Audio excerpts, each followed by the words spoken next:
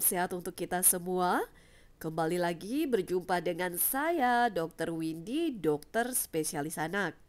Dan kali ini saya akan membahas tentang pertumbuhan gigi pada anak. Karena hal ini sering ditanyakan oleh orang tua. Seperti apa? Mari disimak.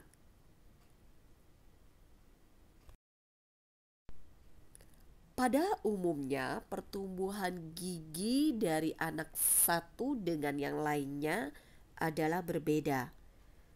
Dan itu sering sekali menimbulkan pertanyaan orang tua ketika berada di kamar praktek dokter anak, di mana mereka menanyakan, "Dok, kenapa sih anak saya belum tumbuh gigi padahal usianya sama dengan tetangga saya yang usianya sekian, tetapi belum juga tumbuh gigi?" Hal inilah yang harus saya sampaikan bahwa pada prinsipnya tahapan tumbuh gigi anak ada 8, tetapi sangat bervariasi usia muncul giginya. Nah, kita harus lihat di tahap pertama biasanya memang tumbuhlah gigi seri di rahang bawah awalnya. Kalau pada anak-anak yang munculnya lebih awal itu usianya 3 sampai dengan 4 bulan. Tetapi rata-rata munculnya baru usia 6-7 bulan. Dan biasanya ada juga yang agak lambat, yaitu di usia 12 bulan baru muncul gigi pertamanya ini. Memasuki tahap kedua yaitu di mana gigi seri muncul di rahang atas. Dan hal ini munculnya juga bisa antara usia 6 sampai dengan 8 bulan. Di tahap ketiga muncullah gigi-gigi lainnya di sebelah gigi seri yang sebelumnya, baik di rahang atas atau di rahang bawah, dan munculnya usia 9 sampai dengan 16 bulan. Jadi rentangnya lumayan bervariasinya. Kemudian memasuki tahap keempat, disinilah kemudian muncul gigi geraham baik di rahang bawah dan di atas. Biasanya munculnya bisa bersamaan, tetapi tidak selalu. Dan biasanya ini terjadi saat anak berusia kisaran 14 bulan. Kemudian dia akan memasuki tahap kelima. Di tahap kelima ini, maka yang muncul adalah gigi taring, di mana munculnya berbeda-beda juga. Biasanya kisaran usianya 16 sampai dengan 22 bulan. Kadang munculnya bersamaan antara taring bawah ataupun taring di atas. Kemudian di tahap keenam muncullah gigi geraham kedua. Gigi geraham kedua ini bisa munculnya di bagian belakang rahang bawah dan atas. Kisaran munculnya juga bervariasi, yaitu usianya 20 sampai dengan 33 bulan. Kapan gigi itu mulai menjadi giginya lengkap? Di tahap ketujuh, jumlah gigi kemudian mencapai 20, di mana ada 10 gigi di rahang atas dan 10 gigi di rahang bawah. Susunan giginya seperti apa sih? Susunan giginya adalah susunan gigi susu dan dia bertahan sampai usia 6 sampai dengan 7 tahun. Nah, itu yang sering juga orang tua bingung-bingung. Nanti kalau giginya sejelek ini nanti akan tetap dibawa sampai besar nggak? Begitu biasanya. Jangan lupa ini gigi susu, nanti dia akan tergantikan dengan gigi tetap. Pada tahap ke-8, disitulah akan muncul gigi tetap. Di sini hampir semua gigi sudah tumbuh dan akan menetap. Kisaran usia 12 sampai 13 tahun.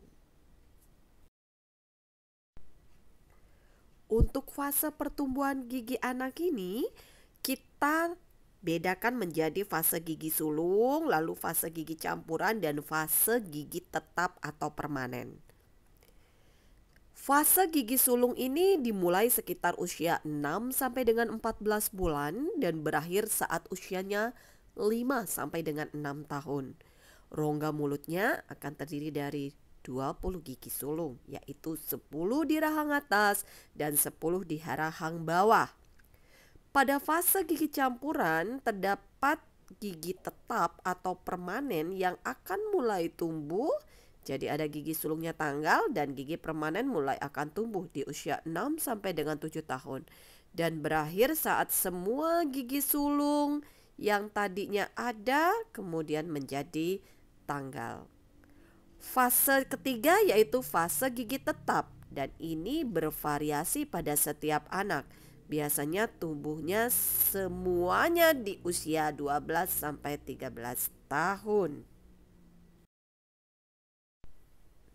Sebagian besar orang tua mengetahui bahwa tanda anak tumbuh gigi adalah rasa nyeri ataupun sakit di mana anak sudah mulai rewel, kemudian menangis di malam hari, suhu tubuhnya sedikit naik. Biasanya kalau orang tua yang rutin memeriksakan temperatur anaknya akan tahu anaknya biasanya suhunya 36,5 begitu. Kemudian loh sekarang kok menjadi 37,5? Ketika dilihat ada gigi yang akan tumbuh. Itu juga bisa diawasi. Tetapi jangan lupa bahwa demam tinggi bukan karena tumbuh gigi. Jadi suhu tubuh yang naik itu tidak terlalu tinggi-tinggi atau tidak menjadi demam yang berkelamaan. Kemudian ada juga tanda di mana anak akan cenderung mengeluarkan air liur, di mana anak itu ngecas ya, karena dia udah rasa tidak nyaman di seluruh rongga mulutnya karena dia akan tumbuh gigi. Hal lainnya adalah adanya gangguan pada nafsu makan. Di sini justru anak akan mulai tidak mau makan, tidak mau minum, bahkan ada anak yang menolak minum ASI. Adanya perubahan kebiasaan yaitu seperti anak menjadi lebih suka menggigit atau mengunyah dan tidurnya menjadi tidak nyenyak, menyebabkan anak menjadi kelihatan berbeda dari sebelumnya, akan membuat orang tua tahu anak ini sedang mengalami tumbuh gigi. Nah, kalau ada mitos di mana anak diare, demam, ruam, muntah lalu dihubung-hubungkan dengan tanda anak tumbuh gigi, ini tentunya tidak benar. Karena biasanya saat anak akan tumbuh gigi, itu kan sering dia ingin menggigit jarinya atau ingin mengunyah. Hal ini menyebabkan bisa saja tangannya si anak lagi kotor lalu dia masukkan ke rongga mulutnya, kuman menjadi masuk dan anak itu menjadi sakit. Jadi penyebabnya kuman. Kuman yang masuk ke dalam tubuh anak inilah yang kemudian akan menimbulkan gejala diare, demam, ruam dan muntah. Jadi tidak berkaitan dengan tanda-tanda anak tumbuh gigi. Kuman ini membawa penyakit. Jadi memang bila ada gejala tersebut, anak harus diobati. Pertumbuhan gigi setiap anak memang berbeda-beda.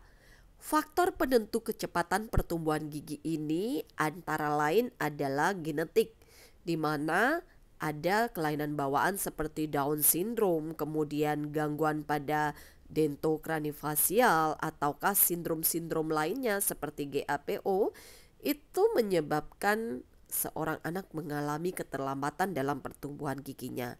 Demikian pula dengan asupan nutrisi, di mana ada anak dengan kekurangan vitamin K ataukah gizinya kurang, maka gigi juga akan tumbuhnya lebih lambat daripada anak normal lainnya. Tekstur makanan juga berperan penting. Oleh karena itu, Saya sampaikan bahwa jangan menunda MPASI. Bila anak sudah harusnya makan makanan padat, ayo diberikan. Karena itu juga salah satu yang akan menyebabkan anak menjadi giginya tumbuh dengan normal. Kemudian yang lainnya adalah pada kelahiran prematur atau bayi berat lahir rendah, tentunya tidak hanya bagian-bagian tubuh yang lain yang akan mengalami suatu keterlambatan, gigi juga akan mengalami keterlambatan pada bayi prematur ataupun bayi berat lahir rendah. Salah satunya terhubung dengan adanya mungkin asupan nutrisinya yang juga kurang. Hal lainnya adalah faktor penentu lainnya itu hormonal. Jadi apabila ada hormon-hormon pertumbuhan kah yang mengalami gangguan, maka gigi anak juga akan mulai mengalami keterlambatan untuk tumbuh. Adanya stimulasi yang kurang juga berperan dalam menentukan cepat atau tidaknya anak mengalami pertumbuhan gigi ini. Oleh karena itu, hal-hal inilah yang harus diperhatikan orang tua bila mana memang orang tua bertanya-tanya, kok anak saya umur segini belum tumbuh gigi? Nah, hal itu bisa kita pikirkan adanya hal-hal yang menentukan nantinya. Ketika anak belum ataupun telah tumbuh gigi, maka kita harus telah menjaga kesehatan gigi dan mulutnya. Jadi tidak menunggu gigi tumbuh dulu baru kita melakukan oral hygiene. Oral hygiene gunanya untuk menjaga kesehatan gigi dan mulut. Saat usia 0 hari pun biasanya kita harus sudah terbiasa membersihkan rongga mulut bayi kita, atau justru kita diharapkan untuk membersihkan rongga mulut dari sisa-sisa susu tersebut.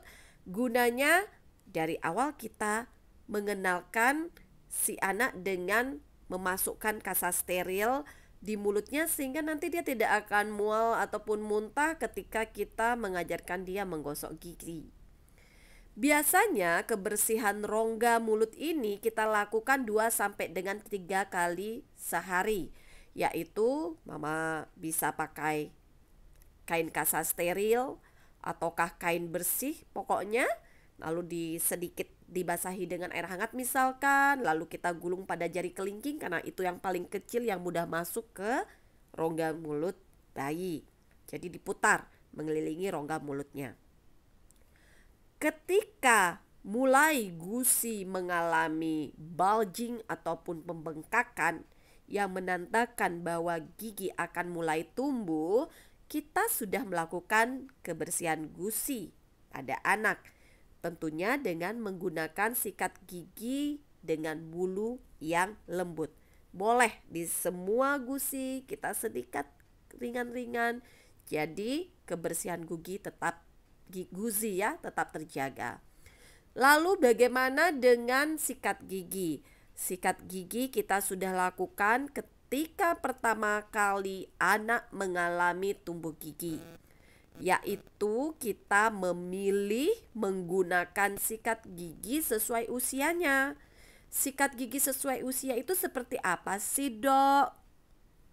Mama gampang sekali. Biasanya setiap toko baby ataupun di supermarket tertentu biasanya sudah menyediakan sikat gigi sesuai dengan usianya. Biasanya ada tulisannya tuh usia berapa, misalkan 2 tahun seperti itu, ataukah 1 tahun sudah ada tulisannya.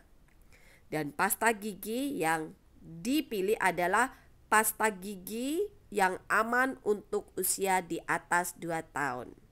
Dan itu biasanya yang berfluoride. Kemudian bagaimana dengan bila gigi belum tumbuh usia kurang dari 1 tahun? Itu tadi sudah saya jelaskan bahwa kadang gigi seri yang di rahang bawah pun kadang masih bisa belum tumbuh usia 12 bulan. Tetapi yang mama papa harus lakukan adalah tentunya jangan khawatir. Lakukan stimulasi untuk merangsang pertumbuhan gigi. Boleh dia diberikan makan yang memang makanan-makanan yang memang sedikit menstimulasi pertumbuhan gigi. Atau menggigit teeter silakan. Kemudian memberi teeter seperti yang saya sebutkan tadi ataupun biskuit agar tujuannya mengajarkan anak lebih sering menggigit. Dan itu adalah salah satu untuk merangsang pertumbuhan gigi ini. Tentunya jangan lupa makanannya harus disesuaikan teksturnya. Jangan terus-terus diberikan bubur kalau anak memang sudah waktunya memang makan nasi. Jadi sesuaikan tekstur makanan dengan usia anak. Mama bisa lihat lagi ke topik MPASI saya yang sebelumnya. Kemudian asupan nutrisi, pastikan adekuat.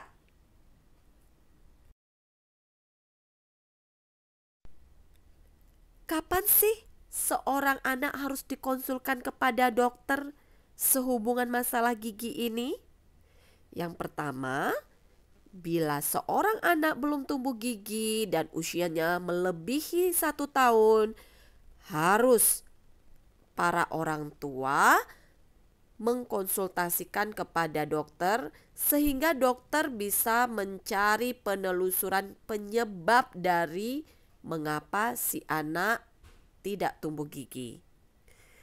Kemudian bila anak mengalami gejala demam, diare, ruam, dan muntah, anak harus dikonsulkan kepada dokter. Karena jangan lupa, tumbuh gigi tidak menimbulkan gejala demam, diare, ruam, dan muntah ini. Kemudian apabila mama mencurigai ada gangguan tumbuh kembang pada anak, di mana kita tahu salah satu penyebab tidak tumbuh gigi ini adalah malnutrisi, yaitu gizinya memang tidak sesuai dengan normal. Mungkin gizinya kurang, ataukah kurang vitamin, ataukah ada suatu sindrom tertentu yang mama curigai. Di saat itu mama harus sudah konsul pada dokter. Dan jangan lupa bila ada nyeri yang hebat. Memang tumbuh gigi tidak menimbulkan nyeri yang hebat. Tetapi bila ada terjadi seperti ini, anak sulit tidur dan menangis terus-menerus dan merasa tidak nyaman, mama bisa membawa anak tersebut ke dokter.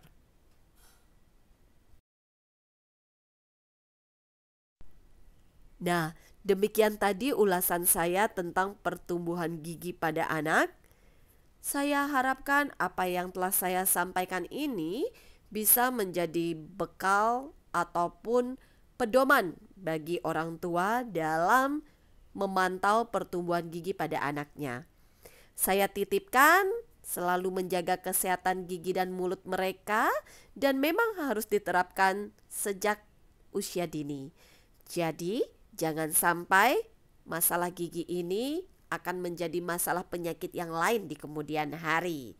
Saya Dr. Windy menitipkan mohon dijaga anak-anak Indonesia karena mereka adalah masa depan bangsa dan negara. Sampai jumpa.